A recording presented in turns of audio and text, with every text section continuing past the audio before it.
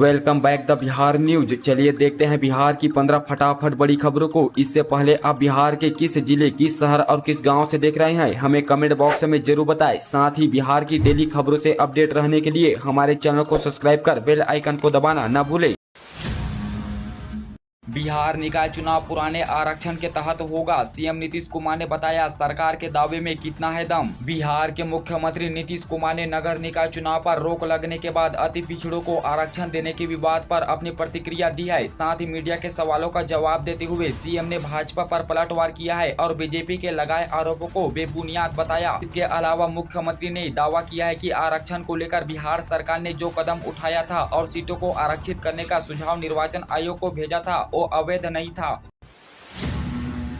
पटना में डेंगू का प्रकोप, नगर निगम का दावा 2 पालियों में हो रही फार्मिंग। पटना में प्रतिदिन डेंगू के नए मामले देखने को मिल रहा है। शुक्रवार को शहर में 148 नए डेंगू के मरीज मिलने के साथ मरीजों का आंकड़ा 1702 पर पहुंच गया था। इसे लेकर अब पटना नगर निगम द्वारा दावा किया है कि मच्छरों से छुटकारा दिलाने के लिए विशेष फार्मिंग अभियान शुरू किया गया है। इसके लिए सभी वार्डों में प्रतिदिन 3 बार मशीन से फार्मिंग हो रही है। जिन इलाकों में डेंगू के अधिक मामले सामने आ रहे हैं उन इलाकों में विशेष फार्मिंग करने का नगर आयुक्त द्वारा सभी अंचल के पदाधिकारियों को निर्देश दिया गया है।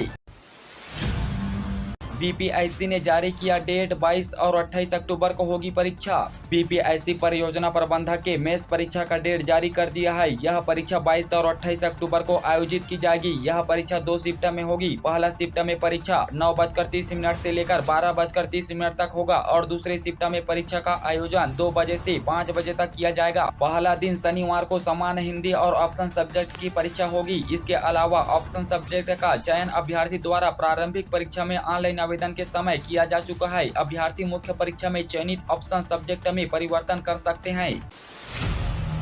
धनतेरस के ठीक पहले सोना की कीमत में थोड़ी राहत, दुर्गा पूजा के बाद आई तेजी का असर हुआ नर्म। दीपावली और धनतेरस के ठीक पहले सोना और चांदी की कीमत गिरी है। यह गिरावट तब आई है जब जल्द ही शादी के मुहूर्त शुरू होने वाले हैं। बताया जा रहा है कि सराफा बाजार वैश्विक बाजार के उतार चढ़ाव से प्रभावित हो रहा है। हालांकि अगले कुछ दिनों में इन धातुओं की कीमत बढ़ने से इनकार नहीं किया जा सकता। इसके अलावा पटना के सराफा बाजार में शनिवार को बहुमूल्य धातुओं ने खरीदारों को राहत दी। चांदी के भाव में 1100 रुपए प्रति किलो और सोने के भाव में 300 रुपए प्रति किलो 10 ग्राम की गिरावट दर्ज की गई है। इसके अलावा धातु में मिली राहत के उपरांत चांदी 60,200 रुपए प्रति किलो पर आ गई है। इसी प्रकार से सोना विठूर 52,500 रुपए और सोना 22 कैरेट 52,350 रुपए प्रति 10 ग्राम के भाव पर आ गए हैं।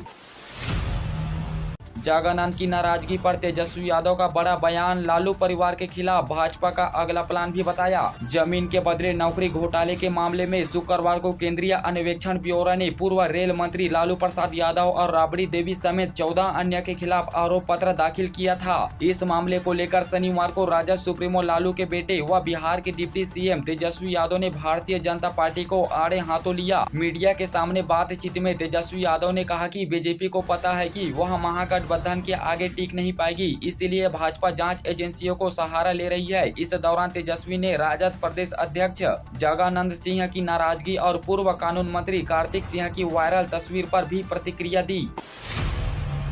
उफान पर गंडक बराज से छोड़ा गया 4.5 लाख क्यूसेक पानी, कई गांव में घुसा बाढ़ का पानी। भारत नेपाल के जल अधिग्रहण वाले क्षेत्रों में बीते दिनों से हो रही लगातार बारिश के कारण गंडक बराज का जल स्तर रिकॉर्ड डिस्चार्ज पर पहुंच गया है। बता दें कि गंडक का जल स्तर एक बार फिर से बढ़ने लगा है। शुक्रवार को शाम 4 बजे तक 4,50,000 क्यूसेक पानी छोड़ा गया है। साथ ही वाल्मीकि नगर के हवाई अड्डा ठाड़ी गाँव सहित नेपाल सीमा पर स्थित चकदहवा झंडू टोला में बाढ़ का पानी घुस गया है। झंडू टोला एसएसबी कैंप में भी पानी प्रवेश कर चुका है। जवान नाव के सहारे ग्रामीण की मदद में जुटी हुई है। बक्सर शहर के एक विद्यालय में एमडीएम में मिला उबला मेढक, जांच में जुटे शिक्षा विभाग के अधिकारी। नगर के आचार्य नरेंद्र देव मध्य विद्यालय में शुक्रवार को मध्याह्न भोजन में उबला हुआ मेढक मिला है। इसके बाद विद्यालय में अफरा तफरी का माहौल कायम हो गया। विद्यालय के प्रधान अध्यापक व रसोइयों की सतर्कता से बच्चों के साथ किसी तरह की अनहोनी से बचाव हो सका है। इसकी जानकारी मिलते ही शिक्षा विभाग के अधिकारी जाँच में जुट गए। ज्ञात हो कि शहर के आसपास के विद्यालयों में एनजीओ के माध्यम से मध्याह्न भोजन का संचालन होता है। गंगा जल उद्धार योजना का निरीक्षण करने राजगीर पहुंचे सीएम नीतीश कुमार, अधिकारियों को दिया दिशा निर्देश। मुख्यमंत्री नीतीश कुमार शनिवार को गया में तेतर जलाशय का उद्घाटन करने के बाद गिरियक प्रखंड स्थित घोड़ा कटोरा में गंगा जल उद्धार योजना का निरीक्षण करने पहुंचे। इस दौरान मुख्यमंत्री ने योजना से जुड़े वरीय अधिकारियों को समय पर कार्य को पूरा करने के लिए आवश्यक निर्देश दिए। बीटीआर के बगहा में आदमखोर बाघ मारा गया। 7 घंटे के ऑपरेशन के बाद बिहार पुलिस के शूटरों ने किया ढेर। पश्चिम चंपारण जिले से एक बड़ी खबर सामने आ रही है। वाल्मीकि टाइगर रिजर्व के आसपास के लोगों के लिए मौत का सबब बन चुका आदमखोर बाघ मारा गया है। बिहार पुलिस के शूटरों ने बाघ को ढेर कर दिया है। पुलिस ने बाघ को 4 गोली मारी। दरअसल आपको बता दें कि यह बाघ 1 महीने से पूरे क्षेत्र में आतंक मचा रहा था। अब तक 9 लोगों को मार चुका था। वहीं बाघ के मारे जाने के बाद क्षेत्र के लोगों ने राहत की सांस ली है। बिहार के छात्रों को उच्च शिक्षा के लिए दी जा रही छात्रवृत्ति, जाने कैसे ले सकते हैं लाभ। बिहार के छात्र छात्राओं को बेहतर शिक्षा देने के लिए छात्रवृत्ति योजना की शुरुआत की गई है। इस योजना के तहत छात्रों को उच्च शिक्षा प्राप्त करने के लिए आर्थिक सहायता व स्कॉलरशिप प्रदान की जाती है। इस योजना का लाभ वो छात्र उठा सकते हैं जो अपनी आर्थिक स्थिति की वजह से अपनी पढ़ाई पूरी नहीं कर पाते हैं। इस छात्रवृत्ति योजना के अंतर्गत करीब 200 से अधिक कॉलेज और 80 से अधिक कोर्स उपलब्ध हैं, जिसमें विद्यार्थी अपने इच्छा अनुसार एडमिशन ले सकते हैं, कोर्स पूरा कर सकते हैं।